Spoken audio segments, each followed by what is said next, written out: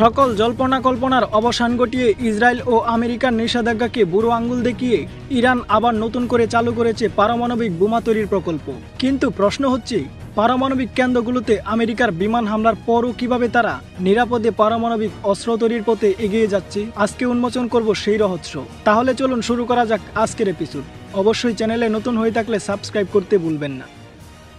যখন একটি জাতির ভবিষ্যৎ বারবার প্রশ্নের মুখে পড়ে, যখন একটি দেশের বৈজ্ঞানিক অগ্রগতি বারবার হামলার শিকার হয়, তখন সেই জাতি চুপ করে বসে থাকে না। ঠিক তেমন অবস্থানে দাঁড়িয়ে আছে আজ ইরান। 2025 সালের 22শে জুন ইরানের ভূখণ্ডে যেভাবে মার্কিন ও ইসরায়েলি আগ্রাসন চালানো হয়েছে, তা শুধু আন্তর্জাতিক আইন লঙ্ঘন নয়, বরং সরাসরি ইরানের সার্বভৌমত্বের উপর একরকম প্রকাশ্য হুমকি। ইরানের শান্তিপূর্ণ পারমাণবিক কর্মসূচিকে ধ্বংস করতে আমেরিকা ব্যবহার করেছে তাদের B-2 স্পিরিট স্টিলথ বোমারু বিমান। নাতাঞ্জ, ফোর্দো এবং ইস্পাহান এই গবেষণা কেন্দ্রগুলো ছিল ইরানের বৈজ্ঞানিক স্বাবলম্বিতার প্রতীক, কিন্তু সেগুলোকেই লক্ষ্য করে চালানো হয়েছে বিমান হামলা। তবে এই হামলা ইরানকে থামাতে পারেনি, বরং এটি পরিষ্কার করে দিয়েছে পশ্চিমা বিশ্বের একটি অংশ ইরানের প্রযুক্তিগত উন্নয়ন সহ করতে পারছে না। তারা চায় না মধ্যপ্রাচ্যের একটি রাষ্ট্র আত্মনির্ভর হোক। ইরানি বিজ্ঞানীরা ইতিমধ্যেই আবার ফিরেছে গবেষণায়। ইরান বারবার বলছে এই কর্মসূচি শান্তিপূর্ণ উদ্দেশ্যে পরিচালিত। চিকিৎসা, বিদ্যুৎ উৎপাদন ও বৈজ্ঞানিক গবেষণায় এই কর্মসূচির মূল লক্ষ্য। ইরান আগে কখনো পারমাণবিক বোমা তৈরির কথা বলেনি, কিন্তু এখন তারা শুধু আত্মরক্ষার জন্য পারমাণবিক অস্ত্র তৈরি করছে। তবু প্রশ্ন থেকে যায়, যারা ইরানকে দোষারোপ করে তারা নিজেদের দিকে তাকায় না কেন? ইসরায়েল এখন শতাধিক পারমাণবিক অস্ত্রের অধিকারী। আমেরিকা বিশ্বের একমাত্র দেশ যারা হিরোশিমা ও নাগাসাকিতে পারমাণবিক বোমা ব্যবহার করেছে। তাহলে ইরানের একটি শান্তিপূর্ণ প্রকল্প এত ভয়াবহ মনে হচ্ছে কেন? আসলে এটা ভয় নয়, এটা কৌশলগত রাজনীতি, যেখানে স্বাধীন রাষ্ট্রগুলোকে সবসময় একটি নির্ভরশীল কাঠামোর মধ্যে আটকে রাখা হয়। কিন্তু ইরান সেই নিয়ম মানছে না। ইরান নিজের পথ নিজেই তৈরি করছে। ইরান কারো উপর হামলা চালায়নি, কাউকে হুমকিও দেয়নি। তারা শুধু নিজের প্রযুক্তির উপর নিরাপত্তা নিশ্চিত করতে চায়, এবং সেই চেষ্টাই আবার শুরু হয়েছে। ইউরেনিয়াম সমৃদ্ধকরণের কাজ আবার এগোচ্ছে।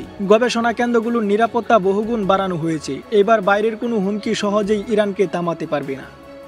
বিশ্ববাসীর সামনে এখন দুটি পথ: এক, সংলাপ, সহযোগিতা ও শান্তি; আর দুই, সন্দেহ, আক্রমণ ও সংঘাত। ইরান শান্তিপূর্ণ পথেই থাকতে চায়, কিন্তু কেউ যদি চাপিয়ে দিতে চায় সংঘাত, তবে প্রতিরোধের জন্য প্রস্তুত থাকবেই। এই ভিডিওটির মাধ্যমে হয়তো অনেকেই বুঝবেন ইরান কি করছে এবং কেন করছে, এবং বুঝবেন নিজের প্রযুক্তি ও সার্বভৌমত্বের রক্ষার অধিকার প্রতিটি রাষ্ট্রের রয়েছে। ইরানের পারমাণবিক কর্মসূচির ইতিহাস নতুন কিছু নয়। এই যাত্রা শুরু হয়েছিল 19 শতকের 50-এর দশকে, শান্তির জন্য পারমাণবিক শক্তি নামে এক আন্তর্জাতিক উদ্যোগের অধীনে।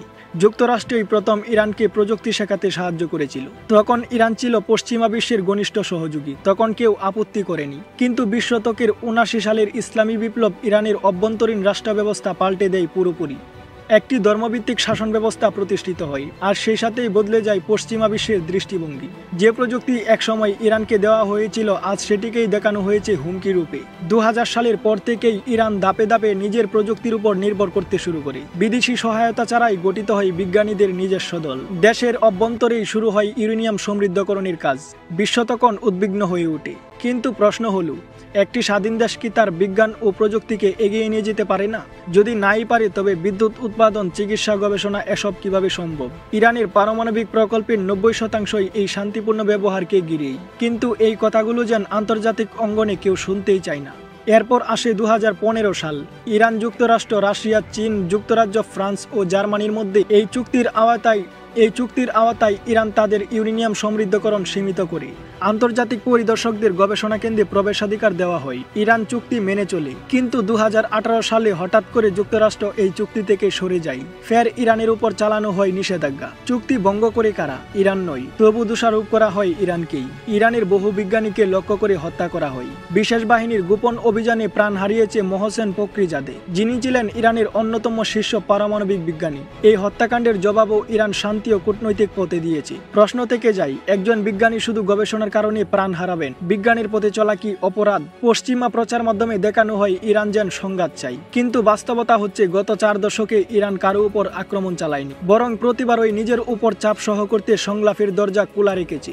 ইসরায়েল দীর্ঘদিন ধরে শতাধিক পরমাণু অস্ত্র মজুত করে রেখেছে। কোনো আন্তর্জাতিক তদারকি নেই, কোনো বিশ্ব চুক্তিতেও তারা স্বাক্ষর করেনি। তাদের অস্ত্র বৈধ, অথচ ইরানের গবেষণা অবৈধ। এই বৈষম্যমূলক আচরণেই বর্তমান বিশ্বনীতির নিষ্ঠুর চেহারা। ইরান আজ শুধু প্রতিরক্ষার সমঝোতার কথা বলছে না। ইরান একটি ন্যায়ভিত্তিক আন্তর্জাতিক ব্যবস্থা চাই, যেখানে আইন সকলের জন্য সমান হবে। একটি শাসক দেশের জন্য এক আইন, আর দুর্বল দেশের জন্য আরেকটি। এই নীতি ভাঙতে চায় ইরান।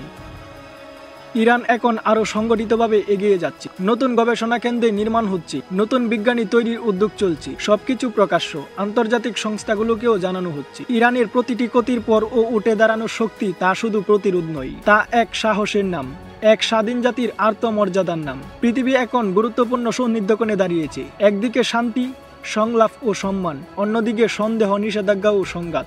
ইতিহাস বলছে, যারা নিজের পথ নিজেই তৈরি করে তারা কখনো থেমে যায় না। ইরানও থামবে না। আজকের দুনিয়া কি একদিন ইরানকে সম্মান জানাবে তার শান্তিপূর্ণ প্রযুক্তির জন্য, নাকি চলতে থাকবে সেই পুরনো বৈষম্যের বিশ্ব ব্যবস্থা, যেখানে কারো উন্নয়ন স্বাধীনতা আর কারোটা সন্ত্রাস? এই প্রশ্নের উত্তর দেবে সময়। কিন্তু আজকের বাস্তবতা হলো, ইরান এগিয়ে যাচ্ছে নিজস্ব পথে দৃঢ় অবস্থানে, পারমাণবিক নয় বরং প্রযুক্তি ও মর্যাদার লড়াইয়ে।